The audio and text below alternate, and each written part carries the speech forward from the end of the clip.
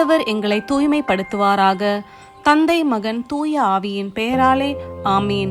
உங்கள் இதயத்தில் இருத்தி தியானிக்க உங்களுக்கான இன்றைய வசனம் ஏசாயா அதிகாரம் 4 இறைவசனம் 4. என் தலைவர் சீயோன் மகளின் தீட்டை கழுவி தூய்மைப்படுத்துவார்.